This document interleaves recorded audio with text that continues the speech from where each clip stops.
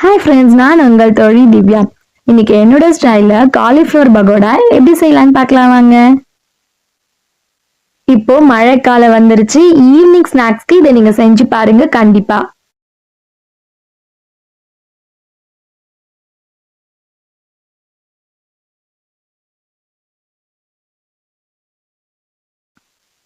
Cauliflower pakoda செய்யறதுக்கு cauliflower தானே முக்கியம். காலிஃப்ளவரை இந்த மாதிரி குட்டி குட்டியா கியூப் சைஸ்ல கட் பண்ணி எடுத்துக்கிட்டேன்.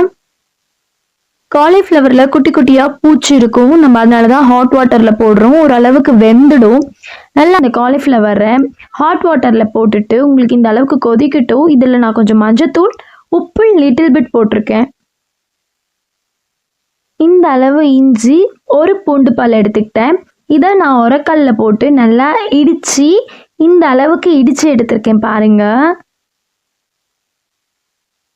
இப்போ பகோடா செய்கிறதுக்கு எல்லாத்தையும் ரெடி பண்ணிக்கலாம். வேக வச்ச காலிஃப்ளவர், பஜ்ஜி மாவு, கார்ன்ஃப்ளவர் மாவு, நம்ம தட்டி வச்சிருக்க இஞ்சி பூண்டு எல்லாத்தையும் ஒன்றா போட்டு பிசைஞ்சு விட்டுக்கோங்க.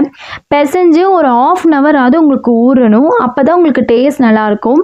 உப்பு நம்ம காலிஃப்ளவரில் கொஞ்சம் போட்டிருக்கோம். இதுலேயும் கொஞ்சமாக சால்ட் ஆட் பண்ணி பிசைஞ்சு விட்டுக்கோங்க. இது ஒரு 1/2 hourக்கு ஊறணும் ஃப்ரெண்ட்ஸ். அப்போ தான் நமக்கு டேஸ்ட் நல்லாயிருக்கும். இந்த காரம் உப்புலாம் அதில் ஊறி நமக்கு நல்லாயிருக்கும் பகோடா. இப்போ நம்ம அடுப்பில் கடாய் வச்சு எண்ணெய் ஊற்றிக்கலாம். எண்ணெய் சூடானதுக்கு அப்புறமா கொஞ்சம் போட்டு பாடுங்க. அதுக்கப்புறமா நம்ம ஊற வச்சுருக்க காலிஃப்ளவரை எடுத்து அதில் போட்டுருங்க. அடுப்பை லோ ஃப்ளேம்லேயே வச்சுக்கோங்க ஃப்ரெண்ட்ஸ். அப்போ தான் நமக்கு நல்லா காலிஃப்ளவர் வெந்து பொறன்னு வரும். நமக்கு கலர் வந்து இந்த அளவுக்கு ஓரளவுக்கு ப்ரௌனிஷாக வரணும், தீஞ்சிடக்கூடாது. அப்போ தான் நமக்கு டேஸ்ட் வேறு லெவலில் இருக்கும்.